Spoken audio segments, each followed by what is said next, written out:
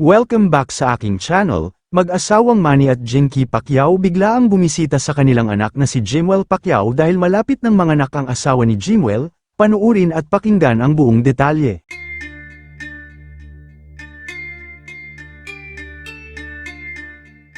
Hindi nga lang si Jimwell Pacquiao ang excited na manganak ang kanyang future wife, dahil mas mukhang excited pa ang mag-asawang Manny at Jinky sa kanilang first apo.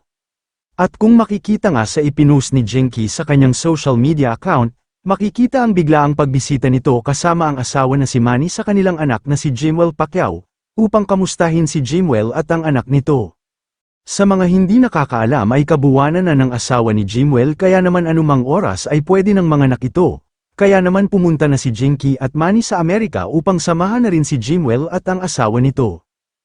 Makikita naman sa video kung saan hinawakan ni Manny ang baby bump ng asawa ni Jimwell matapos niya itong yakapin, pagpapakita na excited na talaga si Manny sa kanyang apo, makikita na masayang masaya rin si Manny.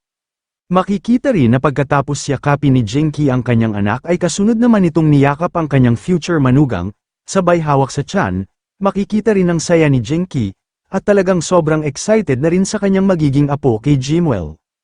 Ayon pa nga sa post ni Jinky kalaki pang video na kanyang in-upload, excited na kami sa paglabas ng apo namin, God is good all the time, samantala, inula naman ng pagbati ang mag-asawang Manny at Jinky ng kanilang mga taga-subaybay, pati ang anak nila na si Jimwell dahil magiging daddy na ito, at dahil magiging lolo at lola na si Manny at Jinky.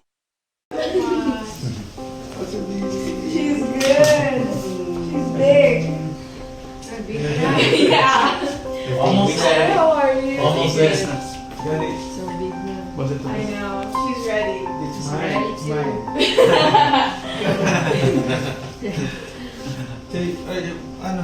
Point pa yun. Hindi ko makita. Ready? Tag. Asan ka?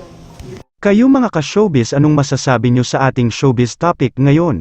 Kung may opinion kayo ay magkomento lang kayo sa aking comment section. At syempre kung bago pa lang kayo sa aking channel ay mag-subscribe na kayo para lagi kayong updated sa mga showbiz trends na ina-upload ko. Maraming salamat po.